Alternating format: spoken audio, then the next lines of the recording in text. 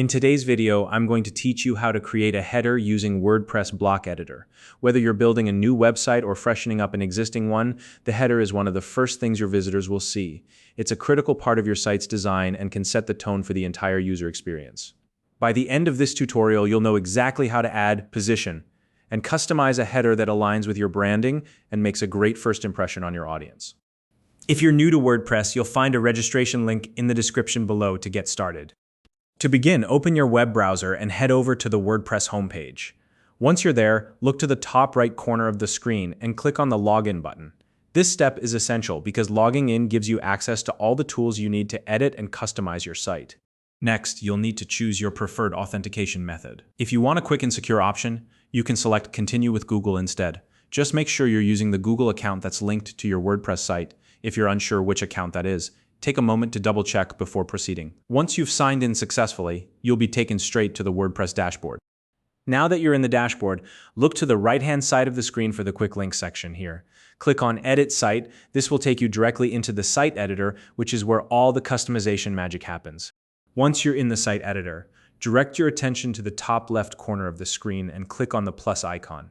This icon opens up the block inserter, which is like a toolbox full of different building blocks you can add to your site. For this tutorial, we'll be focusing on the header block. In the block inserter search field, type in header. This will filter out all the other options and display only those related to headers, making it easier and faster to find what you need. When you see the header block appear in the search results, click on it to add it to your site.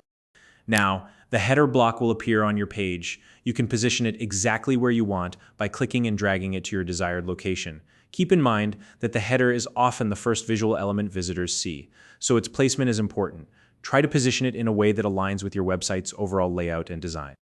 Once your header block is in place, it's time to make it your own. Use the toolbar that appears above the block to start customizing. You can edit the text content, adjust the font size, change the color, and even tweak the layout. If you want your header to match your website's branding or aesthetic, take some time here to experiment with the design options. For example, you might want to use your brand's primary colors or choose a font that reflects your site's tone and personality. These small design choices can have a big impact on how professional and cohesive your site looks. And that's it. You've just learned how to create and customize a header using the WordPress block editor. Your header is now ready to greet your visitors and make a lasting impression. If you have any questions or run into any issues during the process, feel free to leave a comment below. If you found this video helpful, please like and subscribe.